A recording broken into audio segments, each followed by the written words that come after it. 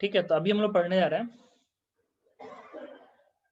Equilibrium. Equilibrium equilibrium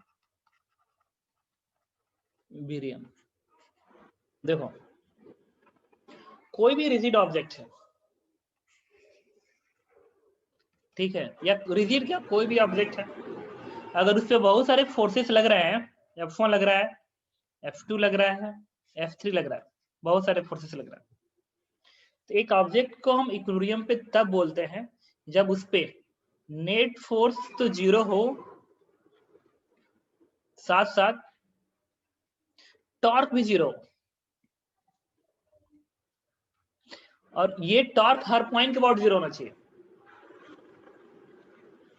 तो हम कहते हैं कि ऑब्जेक्ट इक्विलिब्रियम पे है। This is the condition of equilibrium. ये जो होता है ये ट्रांसलेशनल इक्विलिब्रियम की बात करता है, तो ऑब्जेक्ट ट्रांसलेशनल इक्विलिब्रियम पे है कि नहीं, और ये जो है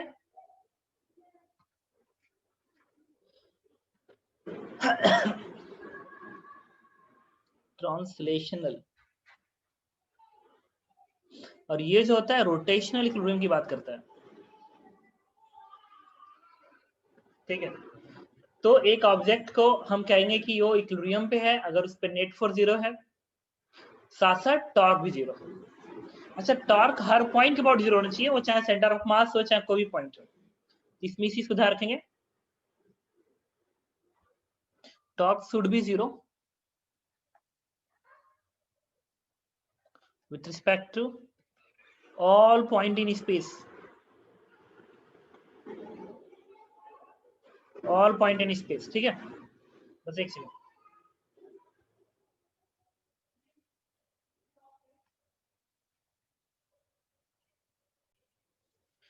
ठीक है, तो मैं ये कह रहा था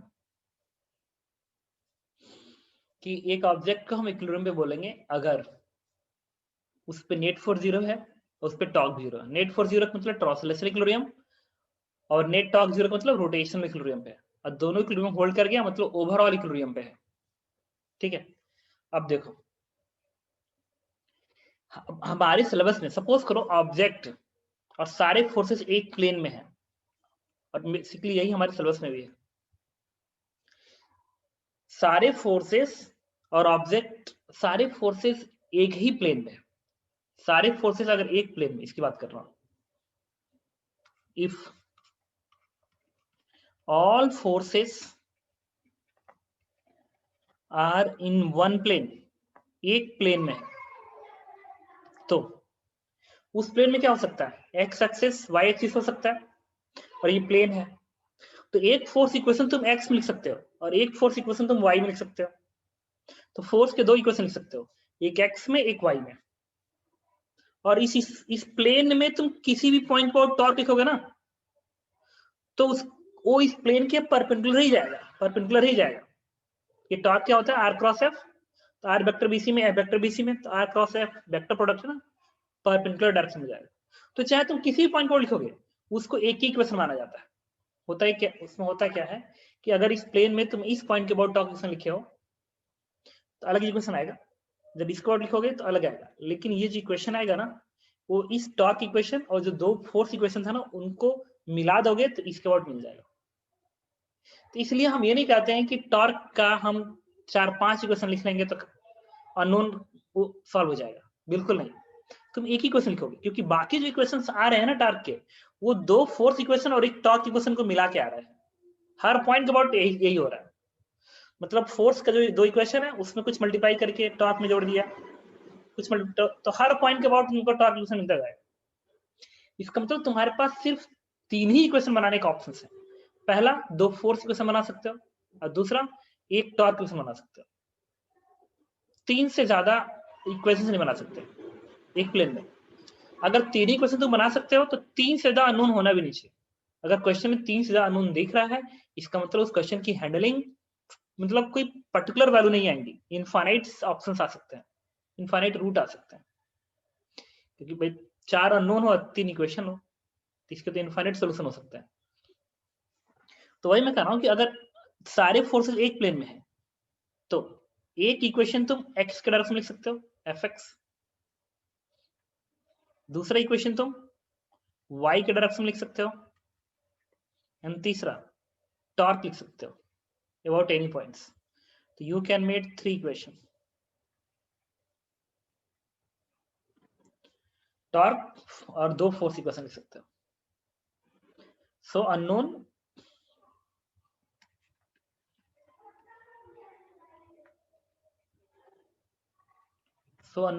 कितने होने चाहिए? 3 होने चाहिए टू डील प्रॉब्लम्स। अब चलो इस पे बेस का क्वेश्चन करता हूं।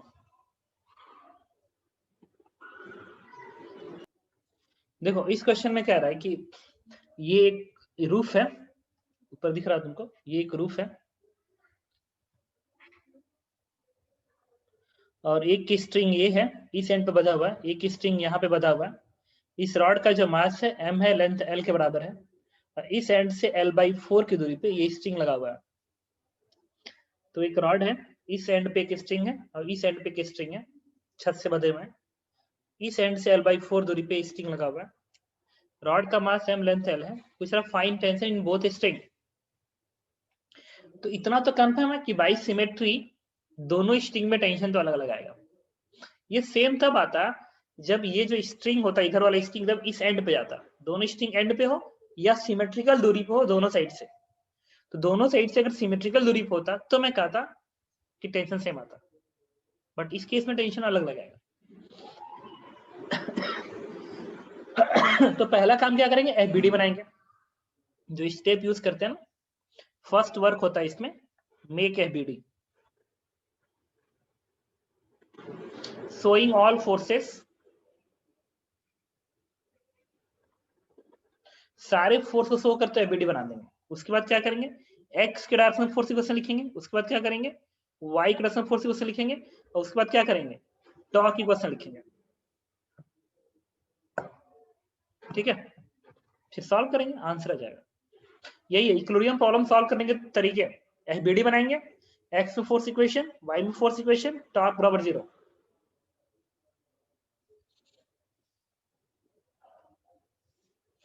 ठीक है, तो देखिए पहला काम एफबीडी बनाएंगे। मान लिया यहाँ का टेंशन T1 है, यहाँ का टेंशन मान लिया T2 के बराबर है, इसका वेट mg तो इस एंड से l/2 दूरी पे होगा। तो mg, अच्छा ये ना ये नेग्लिजिबल है लेंथ, जो दिख रहा है किनारे पे, ये लेंथ नेग्लिजिबल है, दिस वन इज नेग्लिजिबल। तो यहां से l/2 दूरी पे इसका वेट mg दिखेगा। तो अगर मैं इस रॉड की वीडियो बनाऊं तो mg डाउनवर्ड, T1 इधर, T2 इधर। ओके, अब क्या करेंगे हम लोग, पहला काम x में फोर्स इक्वेशन लिखेंगे। x में कोई फोर्स है क्या, नहीं। x में फोर्स इक्वेशन लिखना तो ऑलरेडी 0 है, ये कोई फोर्स ही नहीं है। T1 T2 y में और mg नीचे है, x में फोर्स ही नहीं, लिखने की जरूरत ही नहीं। तो अब y में फोर्स बैलेंस करेंगे, x का काम हो गया, y में लिखेंगे।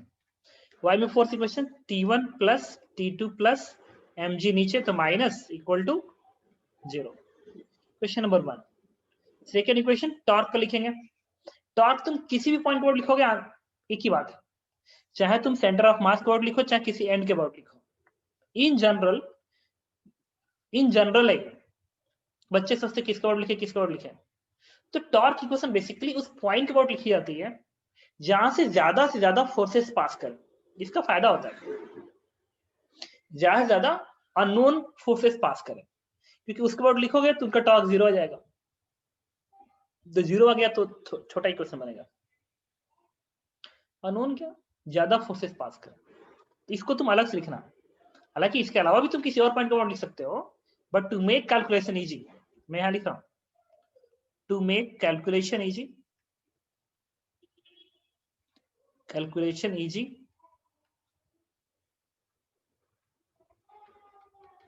write this equation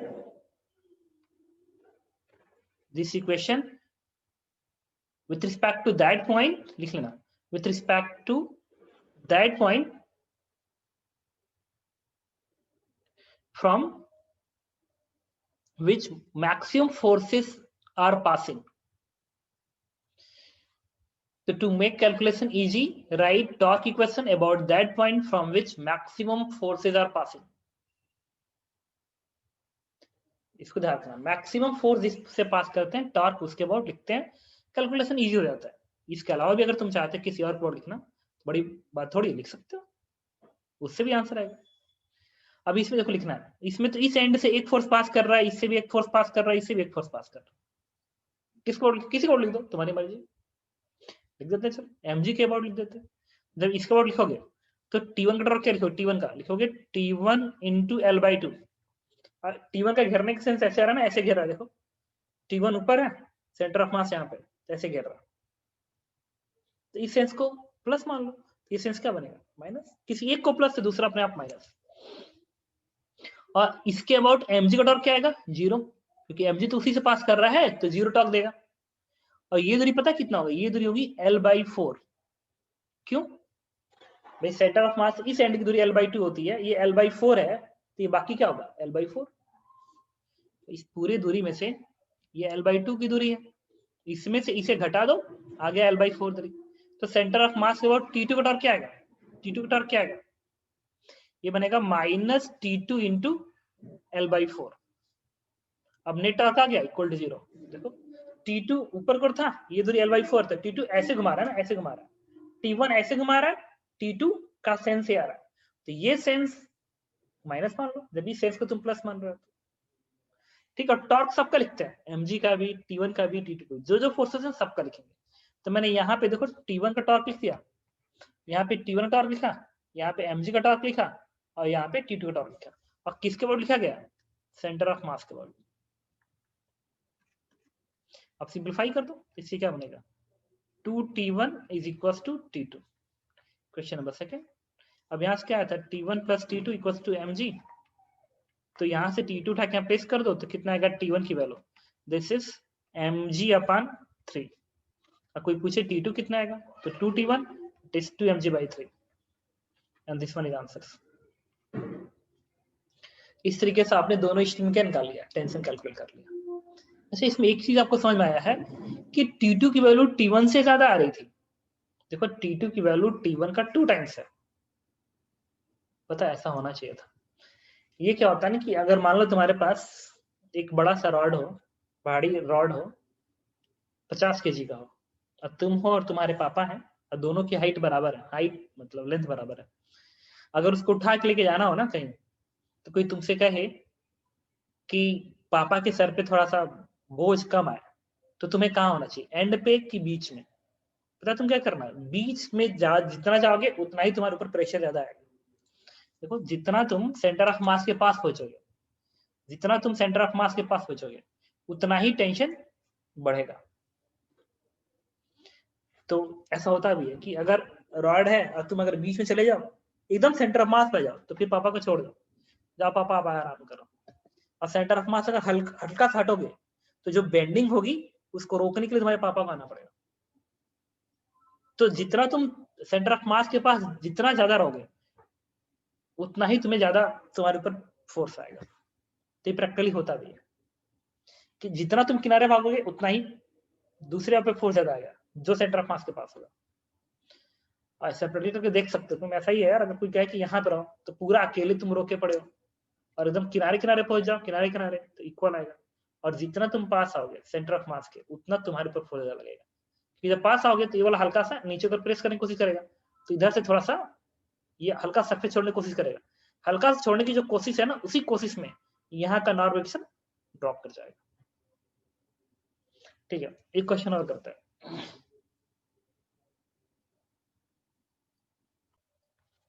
देखो ये भी क्वेश्चन एकदम सिमिलरली है कि इस रॉड का मास m, लेंथ l दिया गया, ठीक है, और यहाँ से L/4 दूरी पे एक और मास m हैंग कर रहा है, दो स्ट्रिंग है, ठीक है। पूछ रहा find tension in both string. एक बार फिर हम सेम वर्क करेंगे, जब वीडियो बनाएंगे पूरे सिस्टम को एक साथ बना लो। तो इसको तुम T1 दिखाओगे,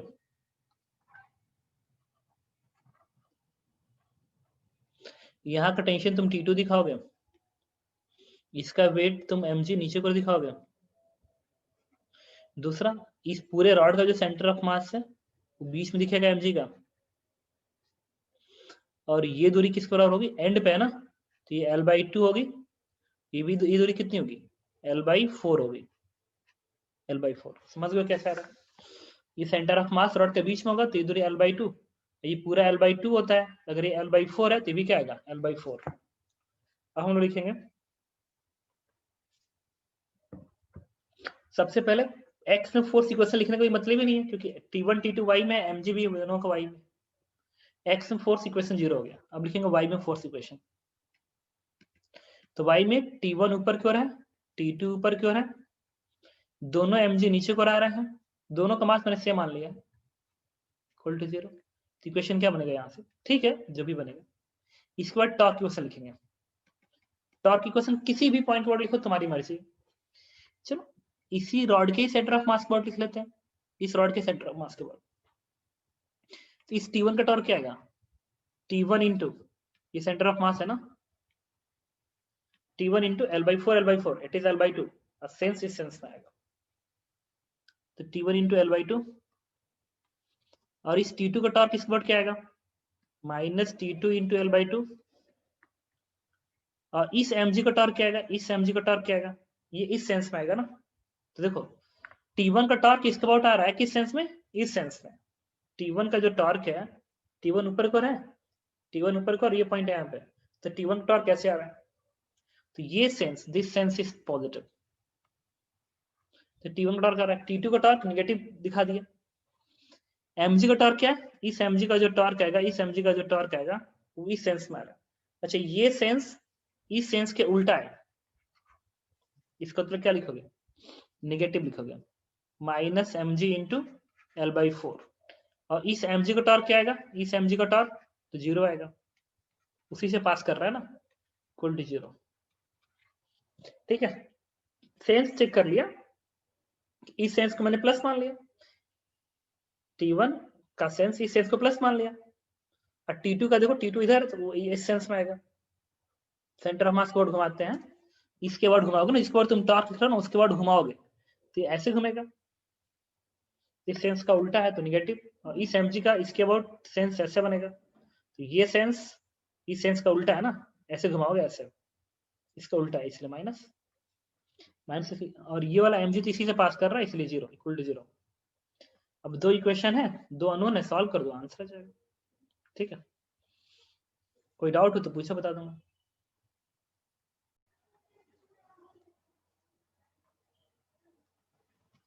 जो इस क्वेश्चन में कह रहा है कि एक रॉड है जिसका मास m के बराबर है, लेंथ l के बराबर है, इस एंड से स्ट्रिंग बंधा हुआ है, इस एंड से स्ट्रिंग बंधा हुआ है, ये सरफेस रफ है। दूसरा, find friction force, normal reaction and tension in string, also calculate minimum friction coefficient for equilibrium. तो इस सरफेस का मिनिमम कोफिशिएंट ऑफ फ्रिक्शन कितना हो ताकि 53 डिग्री एंगल पे ये रॉड यहाँ पे इक्विलिब्रियम पे रहे। ठीक है, तो हम लोग क्या करेंगे, पहला काम एबीडी बनाएंगे,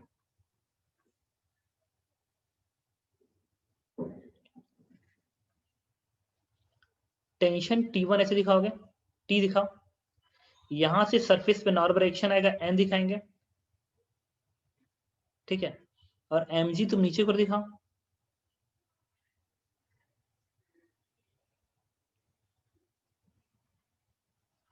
ठीक है, फ्रिक्शन फोर्स इस तरीके से दिखाओगे। लेकिन हाँ एक चीज है यहाँ पे,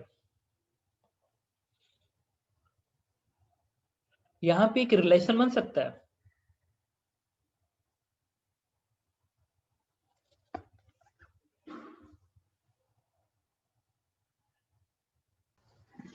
ठीक है, कुछ नहीं, तीन फोर्सेस है, फोर्स इक्वेशन बैलेंस करते हैं, जो आएगा सो देखा जाएगा। एक्स के डायरेक्शन में, एक्स के डायरेक्शन में नेट फोर्स क्या है, रुको अभी बोलो, एक्स में फोर्स बैलेंस करेंगे तो एक्स में कौन सा फ्रिक्शन है, तो फ्रिक्शन 0, वाई में फोर्स बैलेंस करें तो वाई में फोर्स क्या है, एन है और टी है, mg नीचे, N plus T minus mg equal to 0, equation number 1। Torque balance करें सेंटर ऑफ मास के अबाउट, तो देखो ये दूरी L/2 होगी, तो ये भी तो दूरी L/2 होगी, तो ये जो डिस्टेंस आएगा इसके अबाउट जब टॉर्क लिखोगे n का,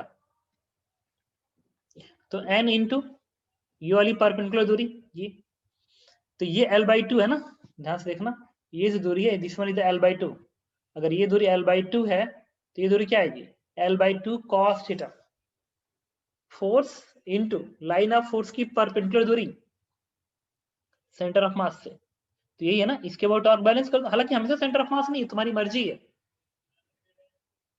तो अच्छा इसके अबाउट लिखो, तो इसके अबाउट मैं छोड़ दिया, इसे छोड़ दिया, पता है क्यों, फ्रिक्शन ऑलरेडी आ ही चुका है, नहीं तो मैं लिखता इसी के अबाउट लिखता, क्योंकि यहाँ से ज्यादा फोर्सेस पास कर रहे हैं, लिख लो इसी के अबाउट, जब इसी के अबाउट लिखोगे टॉर्क, तो एन भी इसी से पास कर रहा है, देखो एन भी इसी से पास कर रहा है, फ्रिक्शन भी इसी से पास कर रहा है, तो टॉर्क क्या आ जाएगा दोनों का 0, बच गया mg, तो mg का टॉर्क इसके अबाउट क्या आएगा mg into line of force की परपेंडिकुलर दूरी एक्सिस से, तो लाइन ऑफ फोर्स है तो इसकी परपेंडिकुलर दूरी इस एक्सिस से है ना, इससे दूरी, ये क्या होगी, अगर ये L/2 है तो ये बनेगा L/2 cos theta, this one is L/2 cos theta is 53 degree.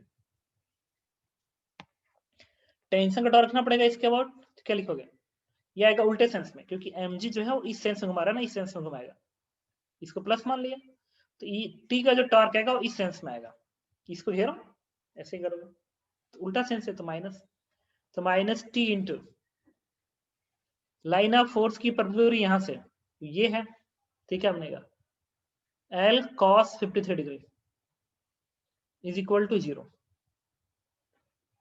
तो देखो यहाँ से t की वैल्यू, ये तो पूरा पूरा L cos 53 यहाँ से कैंसिल आउट हो जाएगा, यहाँ से t की वैल्यू क्या आ गई mg/2 आ गई, बस उठा के यहाँ प्लेस कर दो, n की वैल्यू क्या आ गई mg/2 आ गई,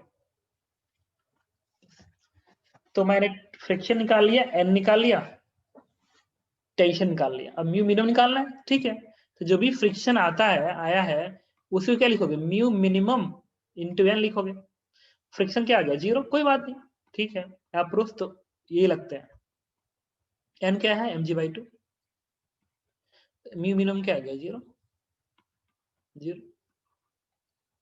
तो भी आंसर आ गया, तो सरफेस अगर फ्रिक्शन लेस होता तभी भी इस तरीके से इक्विलिब्रियम में रह सकता है, उसे कोई दिक्कत नहीं है, ठीक है। अब एक क्वेश्चन और करते हैं,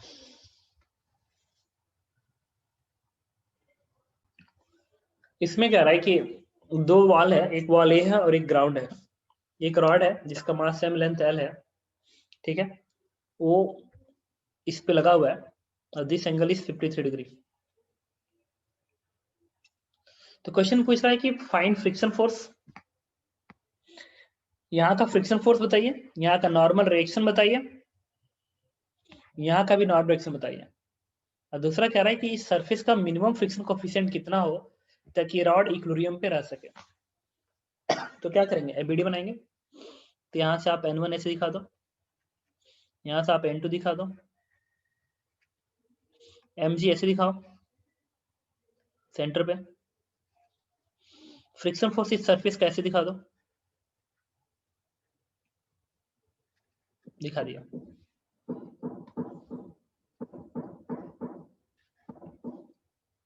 यहाँ का फ्रिक्शन फोर्स मैंने दिखा दिया,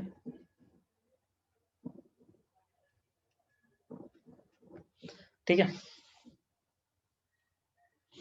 अब क्या करेंगे हम लोग, फोर्स इक्वेशन लिखेंगे, सबसे पहले x में लिखते हैं, तो x में फोर्स इक्वेशन लिखोगे तो x में n1 इधर है और नीचे का फ्रिक्शन इधर है, तो मैंने लिखा है n1 minus friction is equal to 0, n1 इधर है फ्रिक्शन इधर है, बैलेंस कर दिया, y में फोर्स इक्वेशन लिखेंगे, तो y में n1 हॉरिजॉन्टल, n2 ऊपर को है और mg नीचे को है, तो n2 minus mg equal to 0, इससे n2 कितना आ गया mg के बराबर,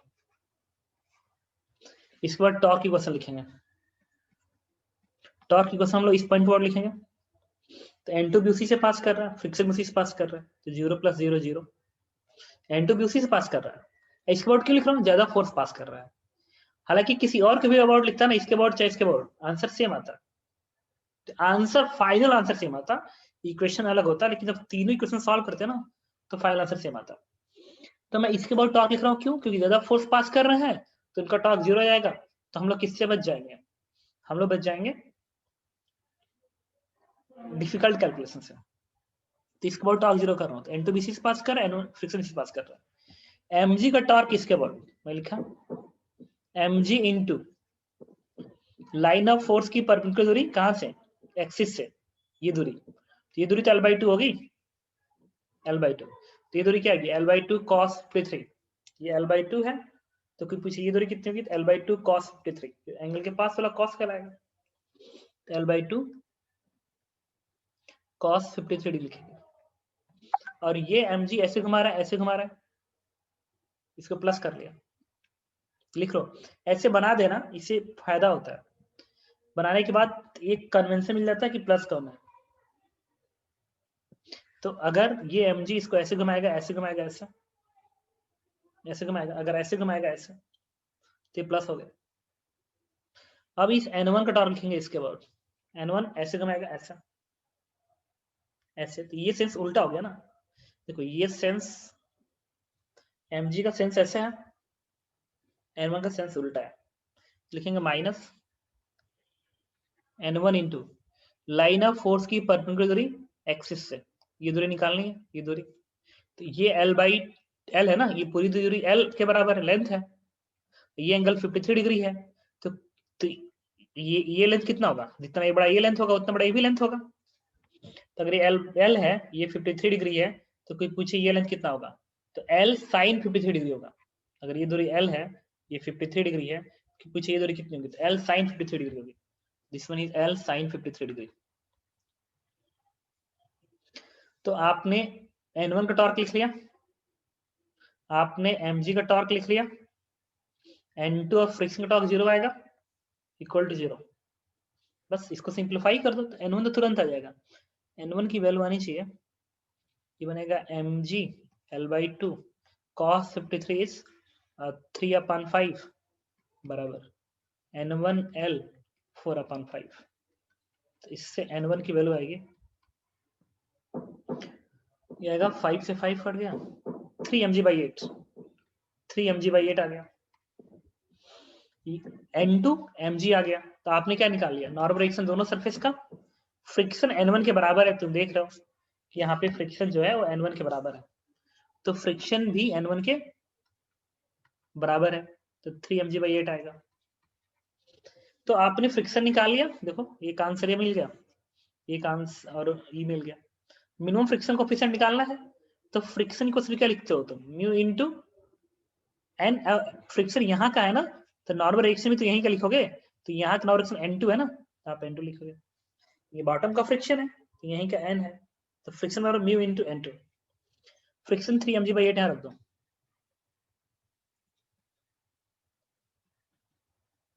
और N2 आएगी mg के बराबर। तो यहाँ से जो म्यू की वैल्यू आएगी, this one is 3/8। This is answer.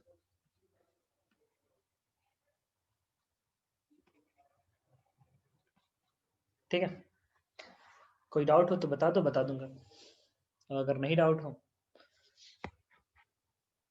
तो भी कोई बात नहीं।